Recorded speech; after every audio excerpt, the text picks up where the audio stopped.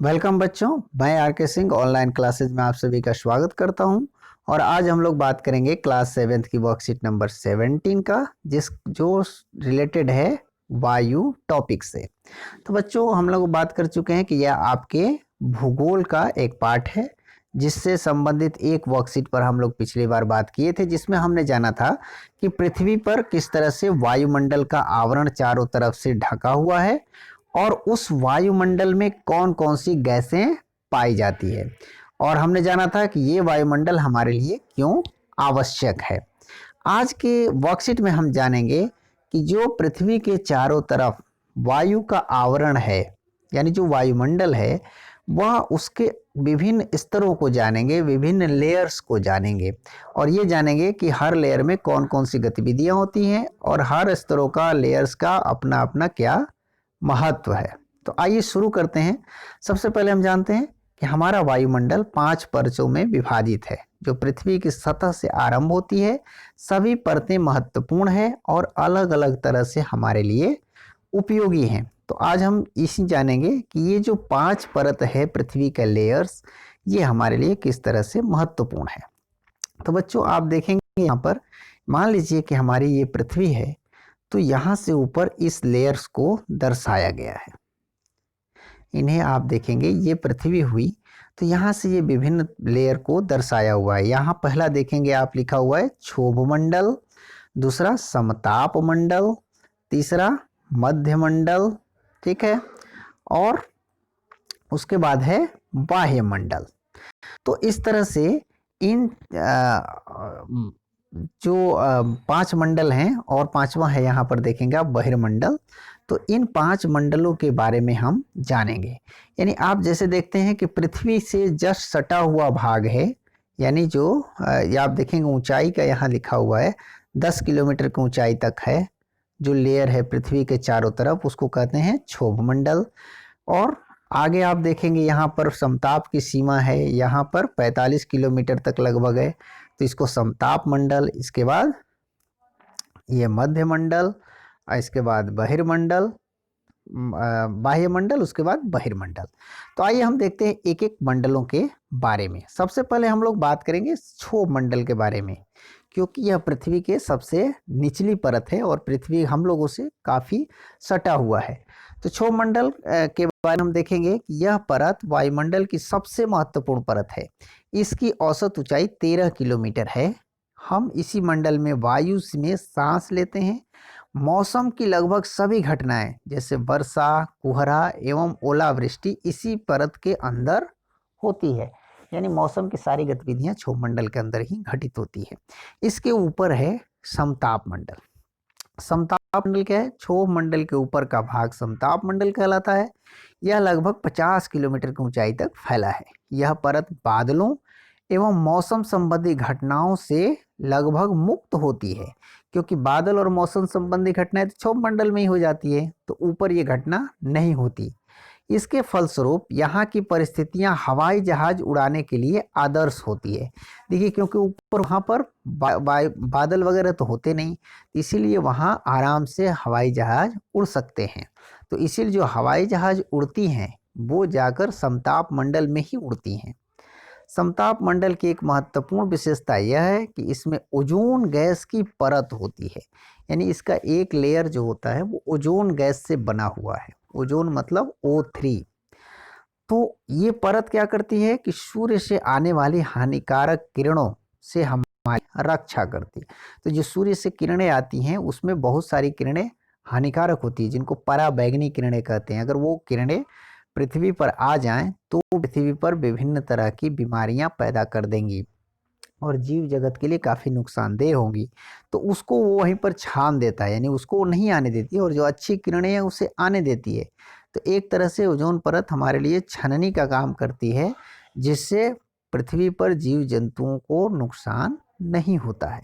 तो इस तरह से समताप मंडल भी हमारे लिए काफ़ी महत्वपूर्ण है, क्योंकि ओजोन परत इसी मंडल में पाई जाती है। हवाई जहाज इसी मंडल में उड़ती हैं।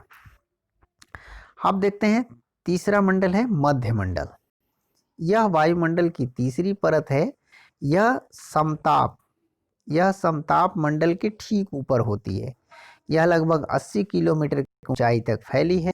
अंतरिक्ष में प्रवेश करने वाले उल्का पिंड इसी परत में आने पर जल जाते हैं। तो हम जानते हैं कि उल्का पिंड जब आसमान से कोई पिंड पृथ्वी के गुरुत्वाकर्षण क्षेत्र में आता है तो वो तेजी से पृथ्वी उसे अपनी तरफ खींचती है। तो इस मंडल में आने पर वो घर्षण से उसमें आग लग जाती है और वो जल जाता है, तो पृथ्वी को नुकसान नहीं पहुंचा पाता। तो इस तरह से मध्यमंडल भी हमारे लिए काफ़ी उपयोगी साबित होता है। और अब चौथा मंडल है बाह्यमंडल। बाह्यमंडल वायुमंडल की बढ़ती ऊंचाई के साथ साथ तापमान अधिक तीव्रता से बढ़ता है। आयनमंडल इस परत का एक भाग है। कौन सा भाग है? आयनमंडल। यह 80 से 400 किलोमीटर तक फैला है। वायरलेस संचार जैसे मोबाइल इंटरनेट, रेडियो आदि के उपयोग के लिए इस परत का इस्तेमाल होता है। वास्तव में पृथ्वी से प्रसारित किरणों यानी रेडियो किरणें इस परत द्वारा पुनः पृथ्वी पर परावर्तित कर दी जाती हैं।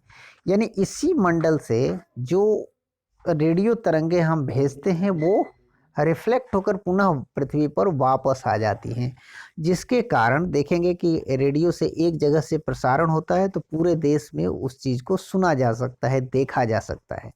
अगर यह परत ना रहे यानी आयन मंडल ना हो तो जो भेजी गई रेडियो किरणें हैं वो अंतरिक्ष में गायब हो जाएंगी, वो वापस लौटेंगी ही नहीं।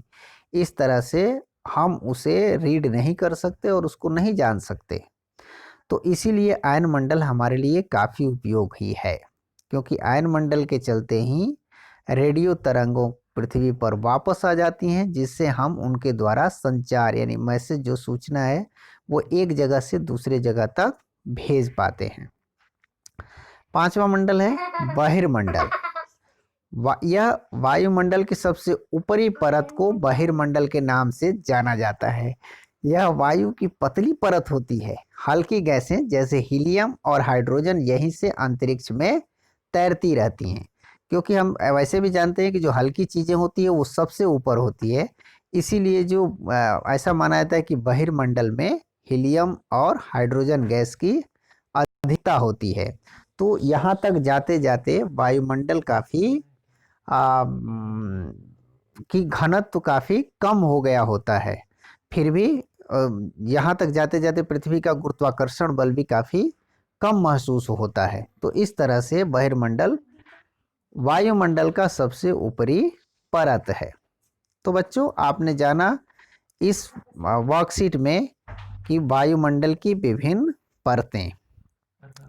आइए आते हैं फीडबैक सेक्शन में कि किन प्रश्नों पर बात की गई है। आप देखेंगे इसमें नीचे दिए गए चित्र से संबंधित वायुमंडल की परतों के नाम लिखिए। आप देखेंगे इसमें चित्र दिया हुआ है। चित्र को पहचानना है कि कौन कौन सी गतिविधियां हो रही हैं और आपको ये पता लगानी है कि ये किस मंडल के गतिविधि है। सबसे पहले चित्र में आप देख रहे हैं हवाई जहाज उड़ रही है। तो अभी हमने जो बात की, अगर आपने ध्यान से सुना होगा तो आपने देखा होगा कि हवाई जहाज किस मंडल में चलती हैं या उड़ाई जाती हैं, तो उसका होगा उत्तर समताप मंडल। आपने वर्कशीट में इधर ऊपर देख भी सकते हैं या हमारे जो लेक्चर है उसे बैक करके भी सुन सकते हैं। तो यह हवाई जहाज की जो गतिविधि है, उड़ने का गतिविधि है, वो समताप मंडल में होती है। यहाँ देखेंगे कि हवाई जहाज उड़ाने के लिए समताप मंडल उपयुक्त जगह है। दूसरा है, आप देख रहे हैं कि एक आग का गोला पृथ्वी की तरफ आ रहा है और जो जल रहा है। तो ये एक उल्का पिंड है जो पृथ्वी की तरफ आ रहा है। तो उल्का पिंड किस मंडल में आकर के जल जाता है? आपने देखा था मध्य मंडल में। मध्य मंडल में उल्का पिंड प्रवेश करते ही जल जाते हैं। तो दूसरे का ऑप्शन होगा मध्य मंडल। तीसरा देख रहे हो आप, रेडियो का एक चित्र बना हुआ है, एक ट्रांसमिशन का ट्रांसफार्मर का चित्र बना हुआ है जहाँ से रेडियो तरंगे ट्रांसमिट की जा रही है और ये रेडियो रिसीव कर रही है। तो ये किस मंडल से रिलेटेड है? आयन मंडल। ठीक है। और आयन मंडल किस मंडल का हिस्सा होता है? आपने देखा होगा, पहले भी बात की है हम लोगों ने, सुना होगा बाह्य मंडल का। वायुमंडल का ही एक हिस्सा आयन मंडल है जो रेडियो तरंगों के पृथ्वी पर वापस करने के लिए, रिटर्न के लिए की जिम्मेदार होता है। अगला चीज देखते हैं, इसमें आप देखिए एक पृथ्वी दिया है और पूरे वायुमंडल का हिस्सा दिया है। आप यहाँ देखेंगे ये लंबा सा पूरा वायुमंडल का देखिए चादर दिया हुआ है। तो ये जो रिलेटेड है यानी पूरे वायुमंडल के बाहरी हिस्से को भी दर्शा रहा है। तो ये है बहिर्मंडल, क्योंकि वायुमंडल के सबसे बाहरी परत जो होती है उसको बहिर्मंडल कहते हैं। तो ये संबंधित हो गया बहिर्मंडल से। तो इसे आप लिखते जाएंगे, यानी यहाँ पर हो गया समताप मंडल,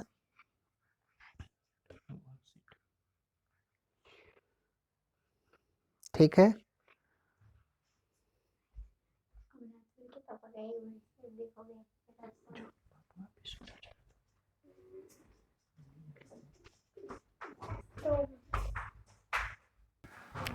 तो आप यहाँ देखेंगे हवाई जहाज समताप मंडल में, उल्का पिंड निकल जाना मध्य मंडल में, रेडियो तरंगों का वापस होना वायुमंडल में, और वायुमंडल की सबसे बाहरी परत बहिर्मंडल, और बादल का बनना या आंधी तूफान जैसी गतिविधियां हैं वो क्षोभ मंडल में घटित होती है। तो इस तरह से आप इनके प्रश्नों के उत्तर लिख लेंगे।